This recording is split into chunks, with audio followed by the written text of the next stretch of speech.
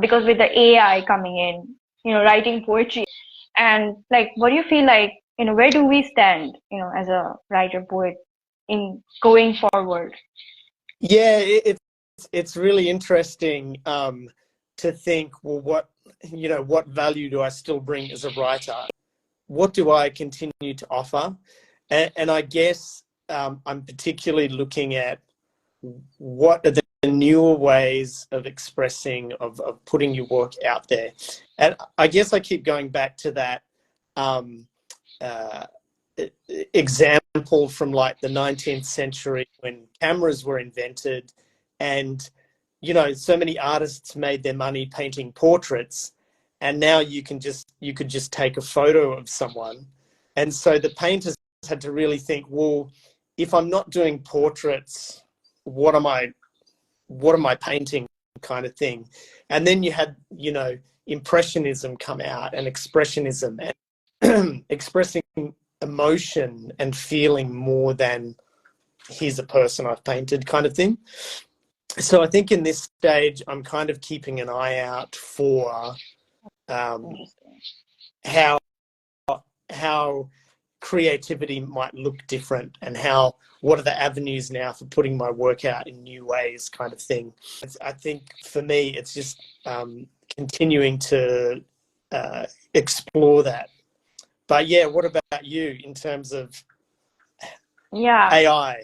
Every creator has been asking themselves that. But I feel like as a poet, if you will write irrespective of anybody is telling you you must write, you will write even if there is nothing. Like might be in the brink of losing everything, and you will still write poetry.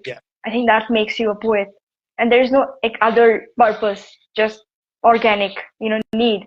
And I feel like that's where AI is losing out. Is like AI has no soul, and AI can do anything, no doubt. But the kind of poetry or writing that comes from, like, you're inspired to do it. That's why I keep, regurgitating the word inspired from within, because it feels like AI is not original. You have to prompt them. Like, you will have to use your brain and prompt a robot.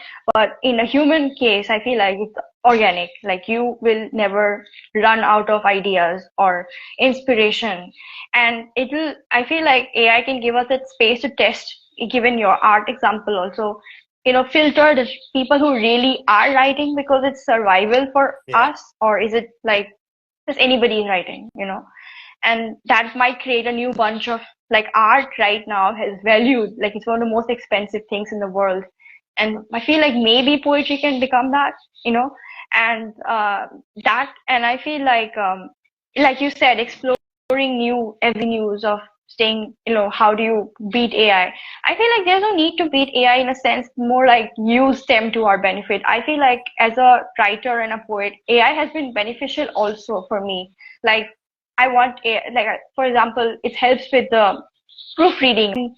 I feel also that, you can use, like, not every writer or poet is a marketer or can do, like, say, great photography or something. I think going forward, you can use AI like a personal assistant and be like, you do we can do what we really feel like doing and our organic thing, and use AI for the other stuff. And I feel like similarly, like, writing used to be such an important content, like, it's such an important aspect. Every industry, you have to use content writing. And now they may replace that with AI. But that's not the kind of writing we like doing. For us who are artists per se, I feel like it's something that is not done for money or for, external anything, but more like it gives us peace or joy when we do that. And that might be the only difference between us and robots going forward. We're on this planet briefly, as we all know that, and like, because we are traveling on Earth, like, we are here briefly, it makes us travelers on Earth. And like, what we do when we travel, we usually, we go to a place, we seek out the best a place has to offer, and we are inspired by like our, journey to create. Yeah. Right. And I feel like our journey on earth inspires a creator in us. And I feel like, everybody has a different story to tell. And I felt like your journey as a poet, as a writer, I felt like was something that inspired me. And I felt like if we talk about it and if you, highlight on that, I feel like we could not only, feel like it could be reflective for either of us, but also other people, who might, find some kind of, assurance or answers, or even some kind of like help, or there's somebody out there who's living like I am, like fellow poets or performance poets like you are. So to give an introduction, how would you introduce yourself? For sure. So I'm based in Sydney, born, grew up here, and lived for a few years in Brisbane, in Northern Australia, and also in Japan a few times. Oh, okay. So that's been a big interest area of my life. So it was really interesting to live there. And I guess I've always had a passion for storytelling. And even as a kid, to write stories, to read out stories. And I think definitely in terms of part of that is finding the stories. I used to always write fiction, but I think in recent years I've shifted to writing non-fiction, and it is very much about seeking out the stories that inspire, and the curious stories, the quirky stories that are like interesting to tell. And I think it's equally in terms of traveling does that, but in the local environment, your local area, there's always stories like that happening. So it's kind of seeking them out, and also I always feel like I get caught up in really quirky scenarios. My family knows me for it. So my life is a bit of like a Seinfeld episode. So there's no shortage of stories happening. As a kid, I was always a daydreamer, and like with all these stories in my head, it was really hard to concentrate. And I loved writing, but I kind of never valued that, all these stories bubbling up till later, until my 30s, until I was like, all right, I'm going to take one of these stories and I'm going to enter it into a competition, and see how I do, and got like a commendation in the competition. And it was like, and I think from that point, I really started to value more my writing, and that, internal thing, I call it the soup. There's always these stories bubbling up, always on the board. And I'm like, okay, well, that's just part of me. And it's important for me to tell stories, whether it's something that, comes from within, or it's something that I hear about, somebody else's story. And I think that's been the big journey for me as a writer, to kind of value that, I guess, natural inclination to write stories. That's interesting. Even I had similar, like I also have like a vivid imagination since I was a child, and I would like inculcate it more like play. Like I had all these imaginary, situations when I'm playing, and then later on it trickles into writing, if writing is, or whatever is your chosen voice. And I felt I can relate to what you just said, because it's very organic. I forget the word for it, but there's this, I think, story, this idea people have of when you go to a country, there'll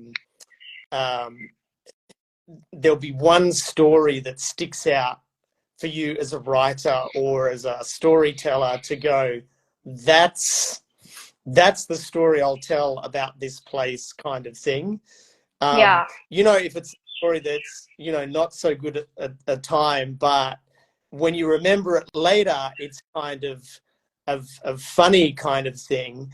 There was this, you know, when I was in Spain, in Barcelona, I was very into salsa at that time, and I went out late, you know, to a salsa club, and walking back across, you know, Barcelona, and these two women, you know, tried to mug me. But I could see that they weren't very good at this. They were kind of yelling out, and I didn't have any money on me. But I just kind of pushed through. I knew it wasn't a good idea to stop, but I just pushed through and kept going. Yeah. So like you mentioned, like, the travel is such an aspect in this podcast as well. Like, you are traveling and you had this experience, and I love to travel myself. So I feel like every place has a different, like, every person has a different connection with the place that they travel to. And in your case, like, it could be like the mugging could happen to a lot of people, but in your case, you being the writer, it had a different, meaning and experience for you, and it became like a good anecdote probably, or inspired you Yeah. to do something, create something, right? That's exactly the essence of this podcast, it being an earthling. Like, have you traveled mostly? Like, you love traveling. Have you been to a lot of places? It's mostly in Asia. I guess that's where in East Asia, where my interest area is. So particularly in Japan, but also in Western China, Thailand, Cambodia. Yeah. And just, I really like to, especially in rural areas and in natural areas, Yeah. you can really experience what is distinctive about those areas, particularly as I think a lot of cities become more and more similar. I think you see the distinctiveness between countries when you go out to like the natural environment. Like, Yeah. what was your, like, if you were to define your time in Japan, like, and how it shaped you as a creator? Did it inspire parts of you, like, inspire a creator into some extent? Yeah, absolutely. I think in terms of the natural environment for one, and I guess when I've lived there, it's mostly been in the rural areas. So it's drawing out that experience of more traditional areas. And, I feel like in Japanese literature and poetry, there's this real sense of being in the moment and picking out this one experience or this one sense that stands out for you, and kind of, um, kind of evoking that experience or reporting on that experience, whether it's a particularly beautiful scene or something that happens to you, um, and, and and giving a sense of it. I guess, to give an example, I think on the first time I stayed there, I went to a beach, and it was on a peninsula. At the end of this peninsula, there was like a small forest with a Shinto shrine. And Japanese insects tend to be very big. They're not dangerous, they're just very big. And in this Okay. forest, there was a lot of really big butterflies flying around. It was beautiful and shady, and just a sense of wonder of being in this really beautiful, peaceful environment where nature is so strong. So one of the things that inspires me about Japanese culture is that sense of purpose, and whatever it is, people like, this is my thing and this is what I'm going to do. This is what I'm passionate Yeah. about. And I think that's, definitely a strength of Japanese culture. And again, haiku is all about being in the moment, and, creating a snapshot of a moment to like reflect on, kind of thing. So I Yeah. find that really powerful. like I feel like small things, nature and places when you visit, it enables us to have this realizations like that we are not everything. We're just part of the bigger whole, Yeah. you know. Yeah. Like you Yeah. mentioned, you're a poet exploring place, memory, and meaning, and the Yeah. merging of all three. Yeah. So what do you mean by that? Like, so a few years ago, I was looking for a kind of a theme that linked all my writing together. And one thing I felt is that it's very much about place and setting the scene. And what does that place mean to me? Taking it to a more universal level, what meaning do I draw from those memories? But what in time telling the story and telling those memories and talking about places, what do other people can other people draw from those things that are universal? And that's what it takes. That's where it takes from just my own experience to something, other people can share. But I do think there's a certain power in setting the scene as a writer, and inviting people into that scene to be part of whatever that experience was. How we remember history is dependent on the community memory or the national memory of something that happened, and the way it happened. And so I feel like as individuals, as communities, as countries, we're always drawing on that memory to kind of better understand ourselves. You said that, it sets a tone, like, sets an environment. And like, as a writer, I think we control that.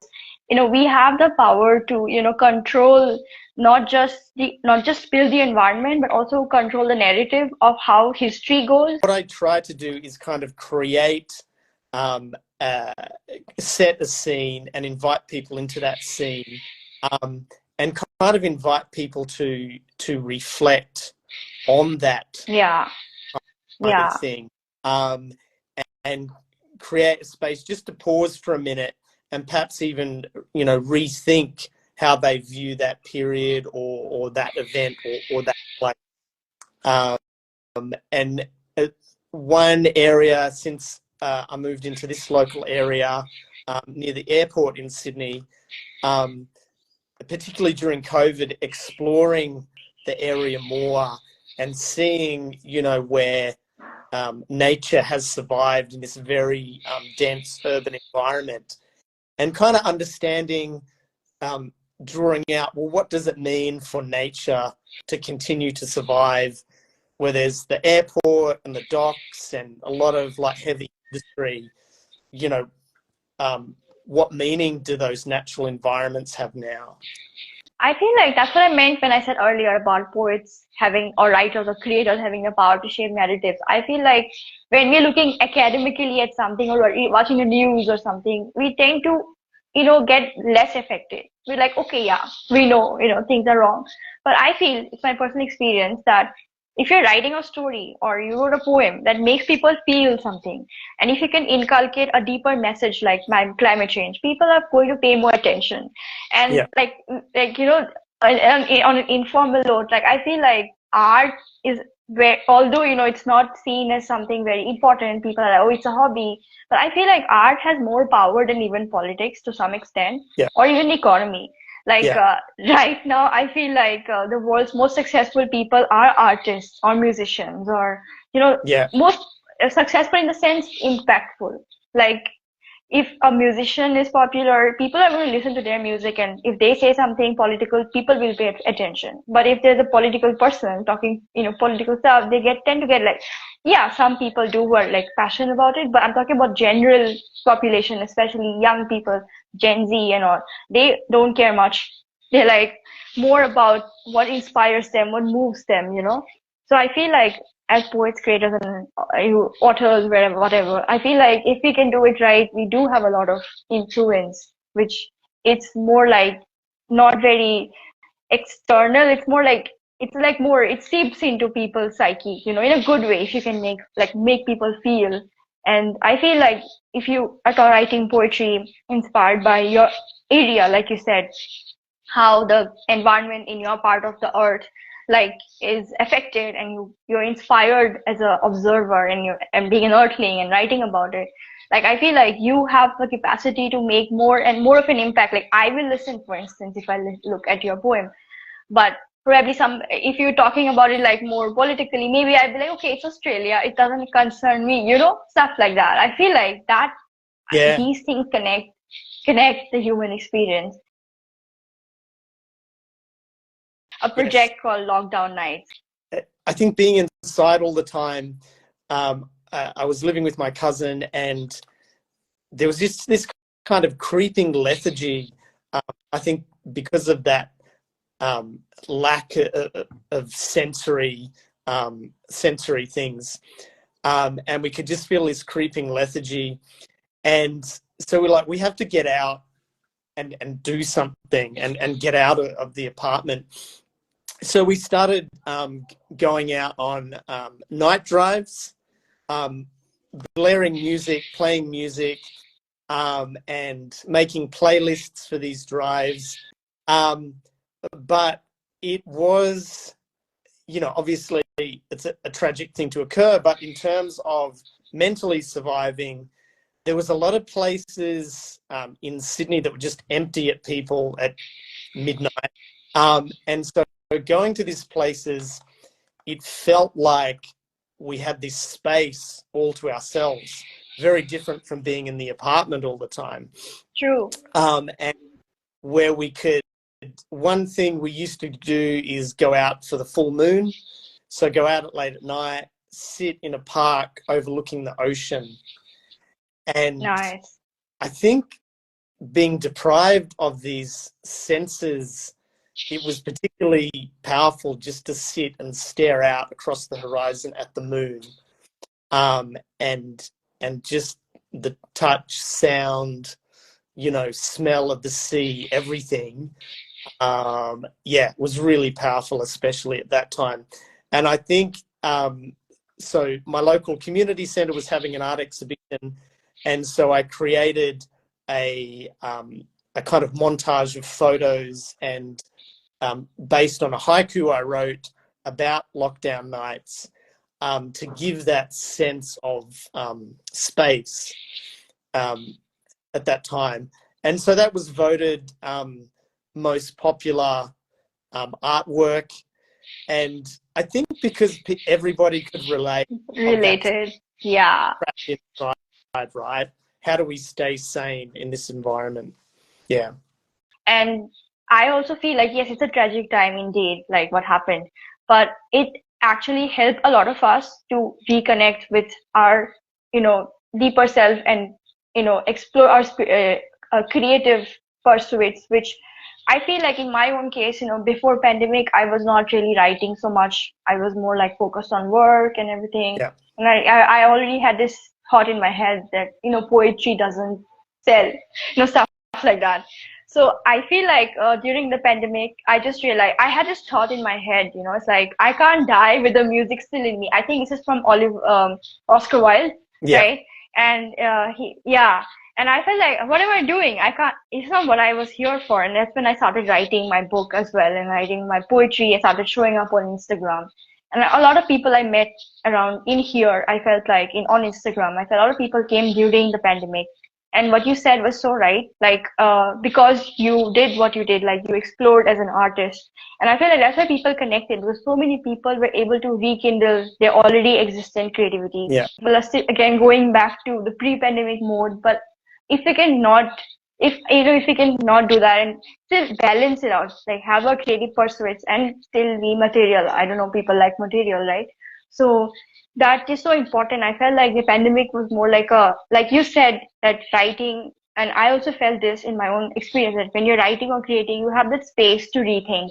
And I felt like the pandemic, was also a space for us to rethink, like take a pause and just reflect what's going on, like change our things that are not working for us and towards directions that work for us.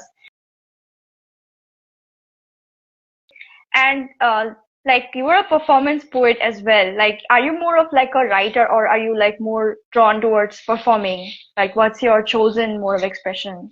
I was always, in my teens and 20s, um, a short story writer.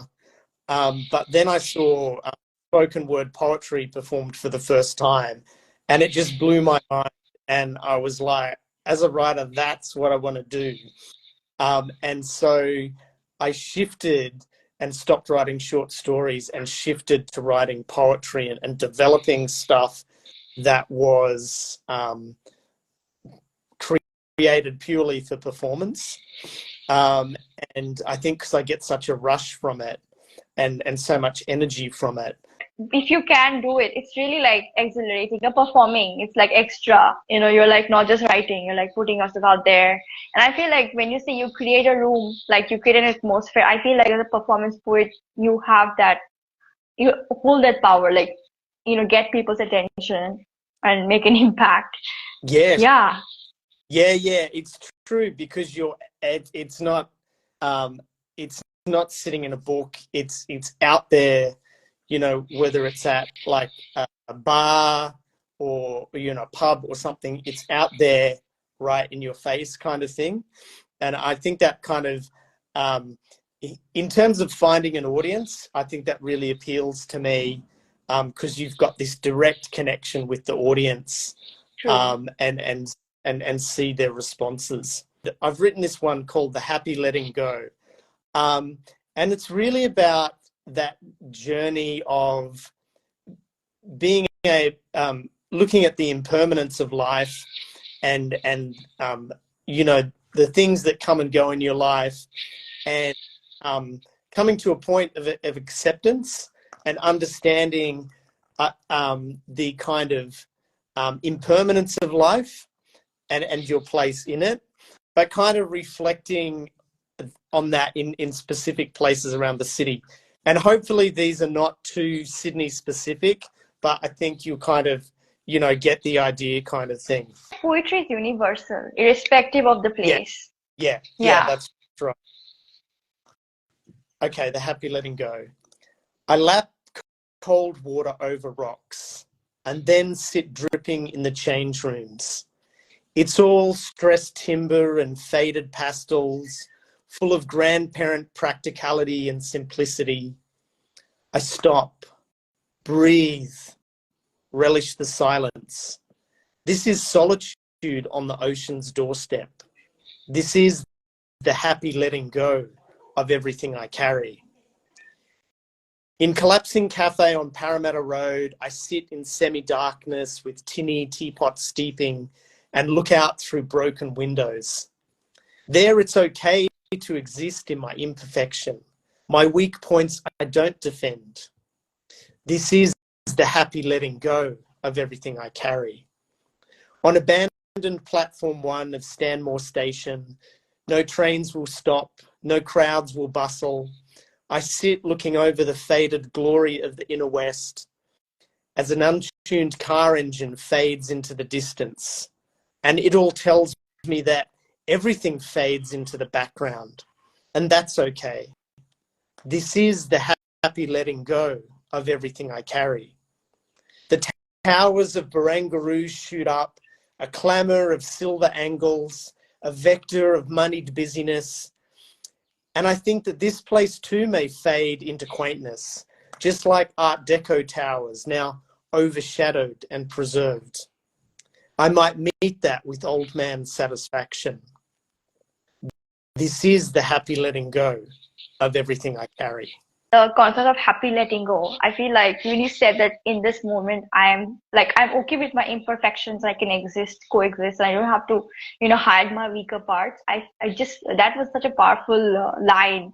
And then you create the atmosphere with the description of nature around you, and, you draw us in, and then you give the message. I think as a writer, I really love to create these environments where people can come in and explore for themselves and kick it around and, come up with their own conclusions. And it kind of promotes a discussion. And I really love performing at gigs when people come up to me afterwards and kind of say, oh, I think this, and I thought that, and I felt this. And it's, I think that's really powerful. And like, what's a creative process for you is like? Give me an example. For me, it's like yesterday, for instance, I was sitting and it was like sunset, and I felt like a poem came to me. You know, like the nature around me. So there were windows that I was sitting. I could see like, you know, what's happening outside. The sky is changing, and then you know, you feel like I don't want to write poetry. It's not I wanted to write something, but it just happened. Like lines came to me, and I wrote it down. And I have not, you know, shared it in Instagram or published it anywhere. But I feel like it doesn't happen immediately. Like someday, you know, I get this thought in my head. Maybe, you know, could make a good reel or something, you know, and then I post it. And, or when I was writing my book. So it's like, I always had this story I wanted to tell, and I was looking for other people's work, and I didn't find that satisfaction. And then I had the time during lockdown, moment of pause where I had nothing else to do, just sit and write that book, you know, and it happened on its own. So, and then like right now, even I'm not happy with the way the publishing, you know, scene has been. I don't like certain aspects of it. So I want to create something which is more authentic to me, and I'm still in that process, still, you know, in taking inspired action. So similarly, like, you know, if you can share like a creative process, what it's like for you. You know, I think part of it is going to different places, and sometimes there's a kind of an energy or a significance there. So that it's closed now, Olympia Cafe in Sydney, and it hadn't changed in like 60 years. It still had the old advertising, the old decorations, and people were fascinated by it. And, you know, going there and, you know, it wasn't anything fancy. It was just cut sandwiches and, you know, a pot of tea, something your grandmother would serve. And it's like, well, what does this place mean? Like, why does this place speak to me? I don't know why. Like, it's not in very good condition, but it has that historical, you know, resonance. And so it's kind of mulling over, you know, what I want to say about that place. And I think that's where I found social media very helpful, in that I can put, you know, a picture and some ideas together and put it out there and see what people say. And then it really gets the cogs turning in terms of, you know, the ideas kind of thing. And I think that's a big part of it for me. And then drawing out, well, what are the stories that are associated with this place or this experience kind of thing? And what are the stories I want to tell? Social media has like the both pros and cons, right? In terms of for a poet, like how has the experience been for you, like positively, you know, has social media helped you in any way as a writer, poet? The advantage of social media can be that you can speak to a wider audience. You know, it's a much broader audience, very encouraging, but also, you know, raising questions like, oh, I don't get that about your poem, or, you know, I wonder why you said that. And so it promoted this discussion. You know, reach out to people outside your social group or your, you know, location kind of thing is really powerful as well. It's where can we make it work for us, and, you know, avoid some of the pitfalls. So, you know, I guess one of the issues is in terms of creative writing, you know, having our work online means that it's open to AI to kind of hoover up that work and for someone else to use it. So it's, and I know there's a lot of people working through the copyright issues of that. So it's like, how do I not get hoovered up and vacuumed up for someone else to use it, but still use AI like in ways that is beneficial? But yeah, I think everyone's kind of working through that landscape at the moment.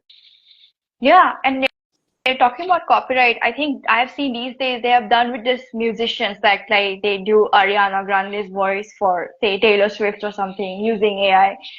I've seen that happening, and that is a very questionable thing. But also I feel like, what I have realized is that the idea of a song came from the original artist.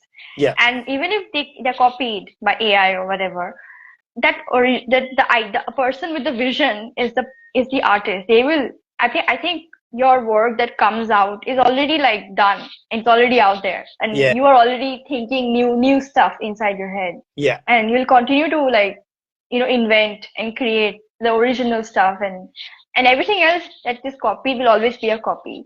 So even if, the copyright is such an important thing, however, I feel like even if somebody steals your idea, like I always fear, my work, like the beginner thing concept. It's so like anybody can keep it up and, Yeah. Sorry? Yeah, it's still yours, right? Yeah. Yeah. But I feel like, honestly, it did make me like, okay, somebody can come today with more resources and do it better than I do, But ultimately, they'll be copying me, and I'll be the one with the ideas, thinking before even what they see is my past, and what I am thinking is my current, which is not seen yet.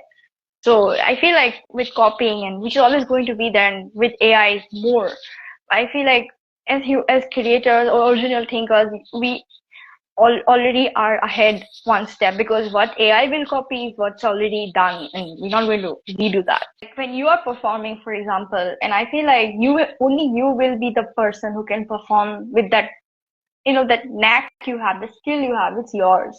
And anybody can take your poem and maybe try to perform it, but they will not perform it the way that you do. That makes it more like it's your own creation, and you become the poet while you're performing. Somebody can take your work and read it out loud or perform, but it won't be the same. Ultimately, it's your original work. Yeah, and you bring the character to it. I ask people this question mostly in the podcast: what's your definition of success? And I also say this because, Gary Vee, you must be knowing about him. He started defining success as something that it's not about the money or material stuff. It's like you wake up and are you happy that you're doing what you do? Are you eager? Are you waking up happy in the morning thinking, I'm glad to live today and do the things that I do? So that's his definition of success that I like, and I feel I relate to. So in your case, how would you define success? Like, what's your definition of success? I think being able to create something like that is a success. Being able to perform it and evoke something in people where people do come up to me and go, you know what, I wrote this poem about my dad. And, so many, men come up to me after the performance and go, that's exactly my relationship. And I really felt that kind of, and I think that is a success for me. True. In terms of evoking something in the audience. And then I think on the flip side, it's kind of, where can I take this in terms of developing an audience, in terms of possibly like earning an income? Is that something that's possible, kind of thing? So I think I kind of hold those things in balance to kind of go, well, creating and evoking is successful to me. And if I can take it further, great. If not, I'm still happy with it.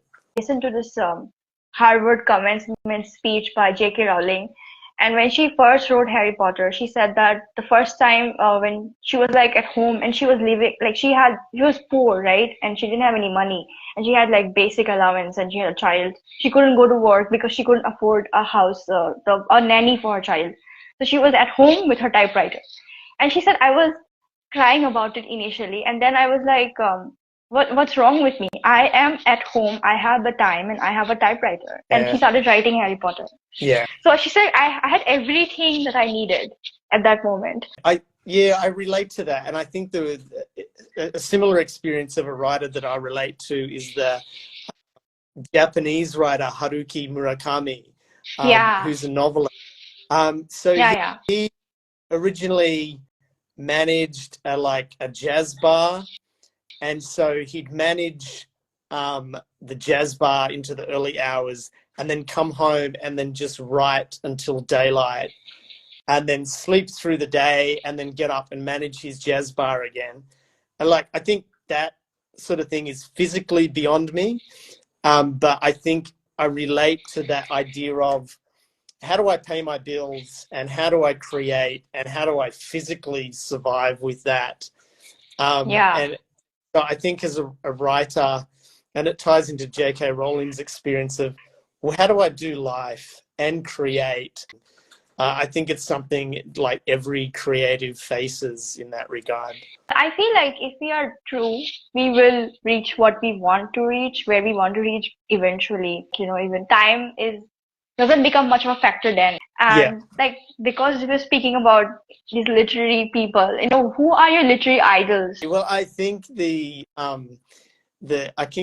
writer that really kind of blew me away originally in terms of poetry was the American writer Jack Kerouac.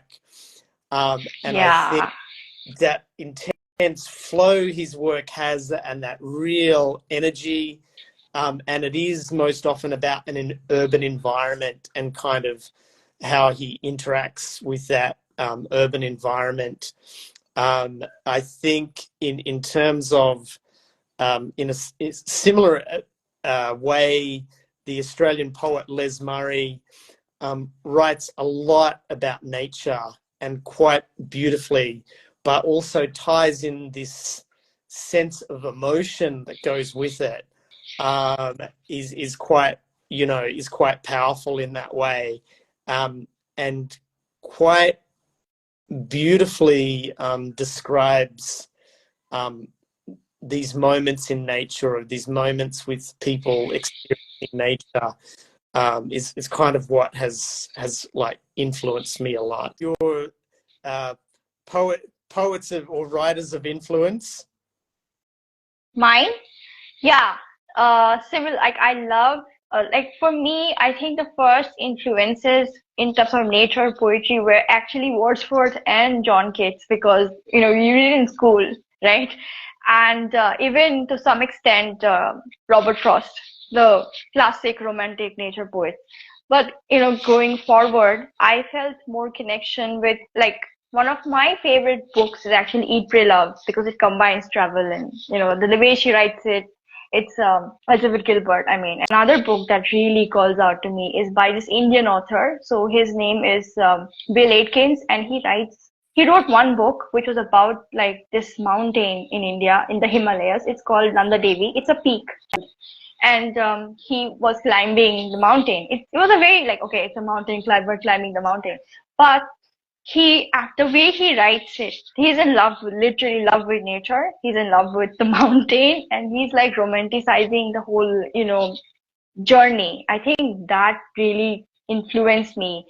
So because I do a lot of nature writing, I connect with them, and because they write a lot about mountains, and it's a non-fiction, but although I write fiction, I wrote 2 novels, for me, my inspiration is mostly nature and non-fiction, and these people, it could be anybody, who just brings in nature, travel, and a little more deep stuff, spirituality and stuff like that. So yeah, these are, and I don't have an idol per se, but it could be anybody it could be a random person on Instagram as well, who, if they write organic stuff, I do feel that inspiration, and I feel there's a feeling that comes, which is why I've created the Poetry Earthling space for nature poetry specifically, who calls out to me, and I feel it contains some kind of power. There are a lot of people who are not famous and really in the corners or something, but the idea is, if it makes me feel something and just give that, bring them in a space where if we can collectively help everybody, and ourselves, that's the point. I feel that is more powerful as well. If money were no object, how would you be living? If money was no object, I think one of the powerful things would just be able to, have that time to write. but also do the other things of getting my work out there. So Yeah. the time to, you know, submit work and you know, send to publications and do courses and go and meet with other writers kind of thing. I think that would be the strongest thing. And having that space and the resources to do it, to go to conferences, and to even doing courses in like Adobe or something like that, where you can, you know, better create videos and images and stuff like that. It's been really powerful, just discussing this with you, because obviously you have this interest in nature, but also the writer's journey in terms of, you know, how we've come into this space kind of thing. And I think it is really interesting to reflect on, because, you know, sometimes you get so honed in on your work, you don't have time to step back. Well, what is important to me? You know, what does success look like? You know, in all of that. So yeah, I think that's, you know, been really powerful for me to reflect on that. So yeah, thank you. Thank you. Thank you for, like, I feel like you're somebody who I was inspired by some of your work and the fact that, you perform, seen some of your work performing. And I felt like I had lot to learn as well from, you. And I felt like talking to you would be of benefit, not just to me, but I'm sure other people watching, because, it's like we all have something to share, important. I feel like, the being an earthling concept also is a very like, I didn't go and just think about, okay, I'll do something like that. It happened to me. It had come to me in so many different ways. I feel like, I mean, it was more like a received thing. That yes, our journey on Earth inspires, because like your journey, like you're from Sydney and how you live, where you live, like your area and your experiences, your travels, it added to your journey, no doubt. But while we were talking about it, inspired me also as a listener, and together we were able to create something more. And I feel our individual journeys and collectively, it creates this, I think that makes the earth per se, not necessarily the other stuff so much. Yeah, or creates the human experience. Yeah, and I think you know, we thrive on inspiration and new ideas, and new ways of living, and I think that's so important. I think in addition to the kind of daily grind, having these moments of inspiration and, you know, reflecting on things is in some ways kind of why we live, right? We live we true. do all the daily stuff to be able to have these you know, elevated experiences in life.